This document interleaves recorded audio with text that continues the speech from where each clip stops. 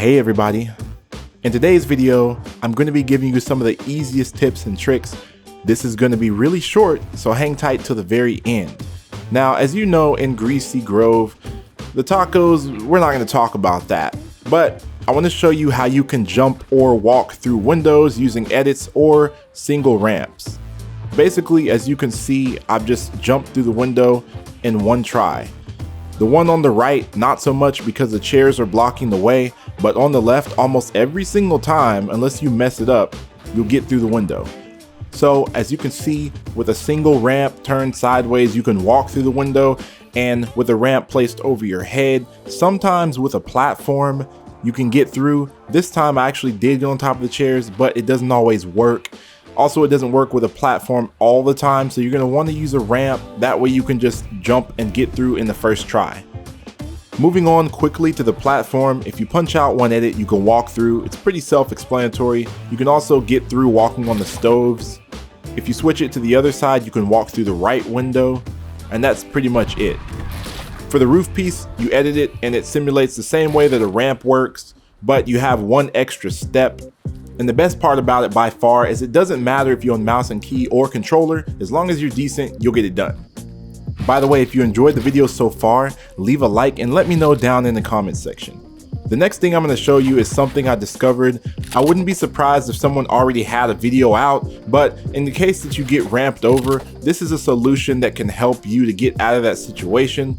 Also, I'm going to show you here real quick how you can ramp yourself just to get used to it. If you build and try to take high ground this way, even if your enemy ramps you, it's not going to stop your momentum. And if you do it to yourself often, your reflexes are going to be pretty fast whenever that ramp goes over your head. It's my hope that you'll be able to use this any way you want, whether you want to use it to start a fight or in the middle. You can use it as an advanced high ground retake. And if you're wondering why I'm just using single ramps, it's not a ramp rush. This is for when you're sure that your opponent is about to cross your builds. It's a way that you can save material, but if you want, later in this video, I'm going to show you how you can triple layer with it. But ultimately, it's going to all come down to your skill, creativity, and the choices that you make. The most important thing in this build is getting the initial edit. If you do what everyone does and break your roof piece, it's not going to work against good players. Instead, what you should do is maintain the element of surprise by making unpredictable, unexpected moves. So for example, when you edit your roof piece, instead of editing the side and breaking it, edit the back 2 squares and this will turn it into a ramp. Unlike a 180 flip, this technique lets you keep all of your momentum, and from there you can go straight into 90s or whatever you prefer. And if you end up breaking your roof piece, just go with the flow. It's still a good high ground retake, and you can definitely throw off most players anyway. So whether you break it or you flip it into a ramp, it doesn't really matter. The most important thing is that you practice this enough to get it smooth and in one motion. But after that, you can pretty much do whatever you want. Freestyle, do 90s, it's all up to you. Now I'm going to show you how to triple layer with it. It's important that you build a ramp, roof piece, and then the platform wall. In most cases, this will prevent you from getting coned, but it will also keep you from building the roof piece too far forward. And advanced users can place an extra platform, but this will require more editing and definitely more skill.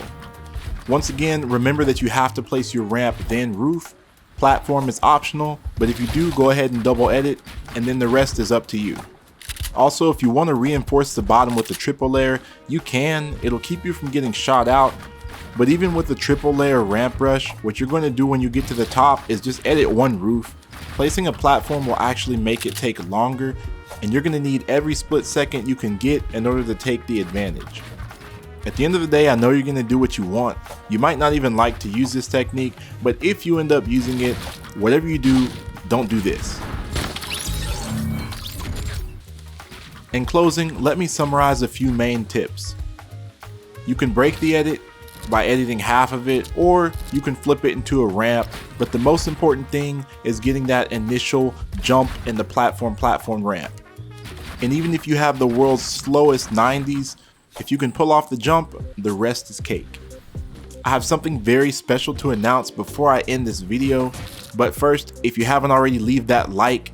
And if you're brand new and you're not subscribed, make sure you do that. Also, I hope that you guys are using my supporter creator code in the item store. This is a part of that special surprise. If you're using my code, all you have to do is send a screenshot to my Twitter or maybe Instagram or Discord. I'll put all those links down in the description, so whichever one you have, screenshot it, send it to me, and I will give you 2 wins. Doesn't matter how many games we have to play to get it. Send me that screenshot. We'll play those games, get you 2 more wins to add to your record. So I hope you guys enjoyed this.